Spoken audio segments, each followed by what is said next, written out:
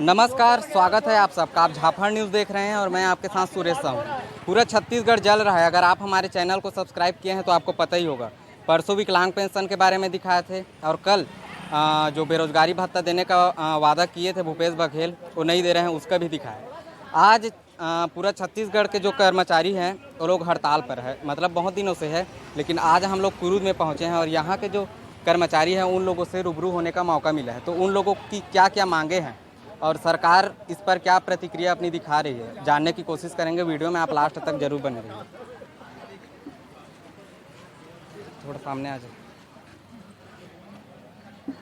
प्रदेश व्यापी अनिश्चितकालीन आंदोलन का आज चौथा दिवस है और निश्चित तौर पर हमारी दो सूत्री मांग है और वो है 34% महंगाई भत्ता और 7वें वेतनमान के अनुरूप हमको HR, इतना ही दो हमारे महत्वपूर्ण मांगे हैं। और हम चाहते हैं कि हमने इसके पहले पूर्व भी सरकार को सचेत कर दिया गया था कि हमारी मांगों पर आप गंभीरता से यदि विचार नहीं करेंगे तो हम आज 22 तारीख से अनिश्चितकालीन का आंदोलन रत हैं। और जब तक हमारी मांगें पूरी नहीं होगी, हम अपने आवाज़ी मांगों को जब तक नहीं मंगवाएंगे सरकार से, तब तक हम यहाँ डटे रहेंगे।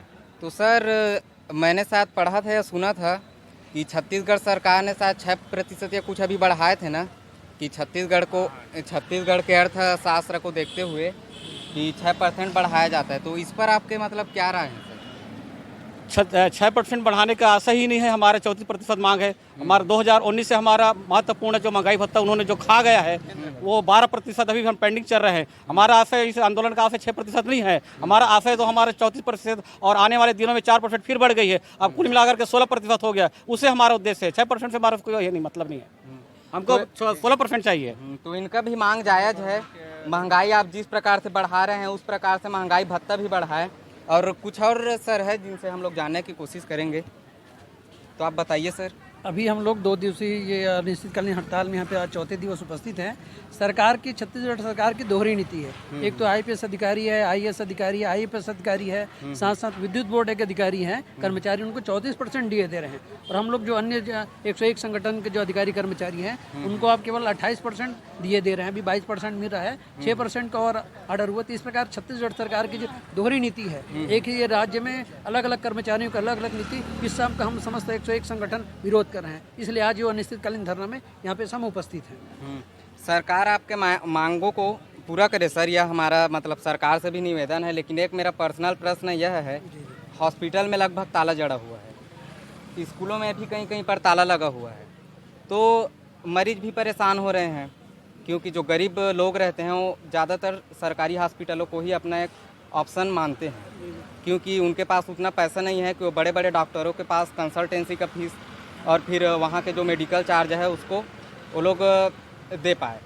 तो इस पर आपके क्या राय है सर? अगर कोई मरीज इलाज के अभाव में अगर मर रहे हैं या फिर बच्चे का सिलेबस कंप्लीट नहीं होता, तो इन सब चीज़ों की जिम्मेदारी आप किसको देंगे? आप बुरा मत मानिएगा सर। बिल्कुल, मैं आपको कहीं भी जी, इसके लिए पूर्णतः दोषी कर्मचारी नहीं है, ये पूरी इसके लिए दोषी सरकार है। हमने सरकार को आवेदन किया, निवेदन किया, अनुनय किया, प्रार्थना की है कि सर आप दे दीजिए। ये चौथी चरण है। 3 चरणों में हम लोग सरकार को जगाने का प्रयास किया, लेकिन तीनों चरणों में सरकार ने नहीं जागा, तो हमको मजबूरन होकर ये आज स्थिति आनी पड़ी है। इसके लिए साथियों, हमारे कर्मचारी साथी दोषी नहीं, इसके लिए सरकार दोषी है। आज यदि हमारी पड़ोसी राज्य देखें या गरीब राज्य देखें, वहाँ पर भी 28%, 34% या उससे ज़्यादा DA दे रहे हैं। लेकिन हमारी छत्तीसगढ़ सरकार, हमारे पर वन संपदा, खनिज संपदा, और आप सरकार कहते हैं कि यहाँ पे संसाधनों की कमी नहीं है, लेकिन आप कर्मचारियों को केवल 28% या 34% DA देने में असमर्थ हैं। इससे क्या जाहिर हो रहा है कि आपके यहाँ संसाधनों की कमी इस प्रकार की जाहिर हो रही है। साथियों, तो मैं आपको बताना चाहूँगा, इसके लिए हम लोग, हमारे साथी दोषी नहीं है। और यदि बच्चों को नुकसान हो रहा है कहीं कहीं,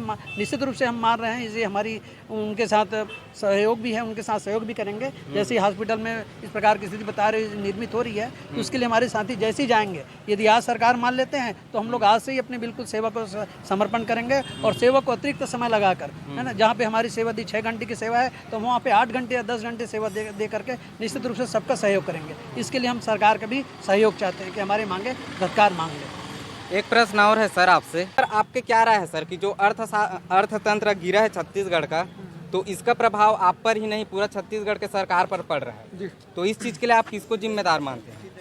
छत्तीसगढ़ की अर्थव्यवस्था अगर गिरी हुई है तो हमने जब 5 दिन का हड़ताल किया था तो सरकार ने अपना वेतन बढ़ा लिया। यदि अर्थव्यवस्था इतनी ही कमजोर थी तो सरकार को अपना पेमेंट नहीं बढ़ाना था और इससे कर्मचारी बहुत ज़्यादा आक्रोशित है। आज यदि अस्पताल बंद है, स्कूल बंद है, पटवारी कार्यालय बंद है, राजस्व कार्यालय बंद है, CSE भी बंद है, सभी जगह अगर बंद है तो उसकी पूरी जिम्मेदारी राज्य सरकार की है। राज्य सरकार को तत्काल इसमें संज्ञान लेना चाहिए। हमारे जो DA और वेतनमान की जो बात है उसको तत्काल स्वीकार करना चाहिए। हमारे 2 ही मांग है, एक DA है, दूसरा HR है। केंद्र के समान DA 34% और वैश्विक महामारी कोरोना के दौर में पूरा विश्व में पूरा तबाही मची हुई थी। उस समय भारत में और पूरे छत्तीसगढ़ में हमारे तमाम कर्मचारी साथी यहाँ जो उपस्थित थे फेडरेशन के, वो सभी लोगों ने बहुमूल्य सहयोग प्रदान किया था और AC रूम में बैठकर केवल नियम बनाए जाते थे, लेकिन मैदानी स्तर पर स्वास्थ्य विभाग के कर्मचारी, तमाम विभाग के कर्मचारी उसको करते थे। और हमने वैश्विक महामारी के समय में कोरोना का टीकाकरण करवाया। विश्व में नंबर 1 हमारा देश रहा, छत्तीसगढ़ रहा। और जब लोग मर रहे थे कोरोना से, क्वारंटाइन करते थे, उसको पंचायतों में रखते थे, टीका लगाते थे, कोरोना जांच करते थे, लेकिन सरकार इस पर संज्ञान नहीं लेती है, तो बहुत ही दुखद है। सरकार को इस पर संज्ञान लेना चाहिए। भूपेश सरकार को तत्काल इस पर संज्ञान लेना चाहिए। सरकार ने घोषणा किया था कि कोरोना वॉरियर्स को हम 1 माह का अतिरिक्त वेतन देंगे, लेकिन आज तक वो लंबित है। सरकार ने घोषणा किया था कि जो कोरोना वॉरियर्स अगर किसी अताहत होते हैं, किसी की मृत्यु होती है तो उनको 50 लाख का बीमा दिया जाएगा, लेकिन आज तक मेरे कोई भी कर्मचारियों को बीमा नहीं मिला है। सरकार को तत्काल इस पर संज्ञान ले और हमारी मांगों को पूरा किया जाए।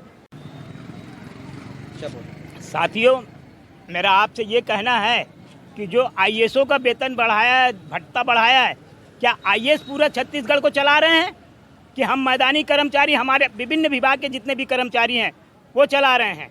हमारे भाई स्वास्थ्य विभाग, शिक्षा विभाग, अन्य जितने भी विभाग हैं, सब बेचारे रात दिन एक करके जो बोलते हैं कि हमने कर्मचारियों को फोकट का वेतन दिया, गलत है। हम लोग कोरोना काल में भी, मैं महाविद्यालय से चपरासी संघ का प्रांताध्यक्ष हूँ, महाविद्यालय से भी हमने वो किया पूरा। हम लोग कोरोना काल में भी हम लोग किसी को छूत नहीं माने, हमने पूरी ड्यूटी दी है। ये बोलते हैं हम घर में बैठा के तनख्वाह दिए हैं, क्यों हम लोगों को बदनाम कर रहे हैं? अगर IAS अधिकारी काम करते तो आज हम लोग को इतना रोना नहीं होना पड़ता। वो मंत्रालय में बैठे 31% DA ले रहे हैं और हमारे कर्मचारी जो पूरी मैदान को चला रहे हैं। कर्मचारी के बिना कोई शासन नहीं चलता है। हम जब चाहें तो उनको बैठा सकते हैं, हम जब चाहें उनको गिरा सकते हैं। ये वादा मेरा है। फेडरेशन के आह्वान पर जारी हमारा आंदोलन आपको दिख रहा है कि नहीं दिख रहा है मेरे को नहीं मालूम, लेकिन प्रतिदिन हमारा आंदोलन प्रगति के पथ पर अग्रसर है। हमारी ताकत बढ़ते जा रही है। जैसा मैं सवेरे आया था तो संजय भाई ने अनाउंस किया कि हमारे न्यायालय के लेबर कोर्ट वाले और GST वाले वो लोग भी शामिल हो गए हैं। मैं एक बात देखा, बड़ा अच्छा, हमारे न्यायालयीन कर्मचारी बकायदा एक रजिस्टर रखे हुए हैं, उसमें अपना अटेंडेंस ले रहे हैं, कौन आया कौन नहीं आया। तो साथियों, अभी हमारी दोहरी लड़ाई चल रही है। कम समय में बोलना है, बाकी कल बोलूंगा। उधर भी बोलना है, बेचारे मेरे साथी लोग हैं। हमको सरकार से, विरोधियों से, दोनों से लड़ना है। पहले दिन विरोधियों ने आंदोलन को तोड़ने के लिए बड़ा अच्छा आयाम निकाला, जिसका विजय झा ने यह कहा कि 6.5% महंगाई भत्ता दे दो। किस सीक्वेंस में कहा, उसके आगे पीछे क्या कहा, उसको कोई नहीं बोले। मैंने कहा हमारे विरोधियों ने 5 लाख कर्मचारियों के पीठ में छुरा भोग करके जो गणेश और दुर्गा का चंदा नहीं दिया, वो हिसाब मन के मुख्यमंत्री से मिल के आ गए, वो 6% मांगे। हमारा स्वाभिमान की लड़ाई है, 6.5 से कम में सौदा नहीं करेंगे। इसका मतलब कि 6.5% मांग रहा हूं मैं। कितने सीनियर कर्मचारियों बताओ, राज्य बनने के बाद या उसके पहले अंग्रेज जमाना निधि से सवैया पौआ कभी 4.5, कभी 4.25, कभी 6.5, ऐसा महंगाई भत्ता मिला है। जो बोलता है नान में खाई की। अब दूसरा सुन लो, कमल वर्मा जी ने कहा कि 7% तुरंत वायरल हो गया। अरे 7% क्यों बोले, उसको समझो तो। हमको महंगाई भत्ता कैसे मिला है? 5% महंगाई भत्ता 1 मई 22 से, अभी वाला 6% महंगाई भत्ता 1 अगस्त 22 से। आप ये बता दो, हमारा 1 जनवरी 2020 से लंबित है महंगाई भत्ता, 1 जनवरी 2020 से लंबित है ना। और इधर केंद्रीय कर्मचारियों को जो मिला है वो 1 जनवरी 20 से लेकर के जनवरी जुलाई आप लिस्ट बनाओ ना, 4%, 3%, 4%, 3%। कमल वर्मा जी ने यह कहा, भाई ये 6 और 5 कौन सा 70 नंबर है? 4 और 3 7 होता है ना, तो 4 और 3 7 और 4 और 3 7 कितना हुआ? 14। हमको मिला कितना है? 6 5 11। तो जब 14 मिलेगा तो IAS अधिकारी जो 1 जुलाई 21 से ले रहे हैं 31% तो मिला ना, वो लोग एरियस के साथ में, हमको भी एरियस मिलना चाहिए ना।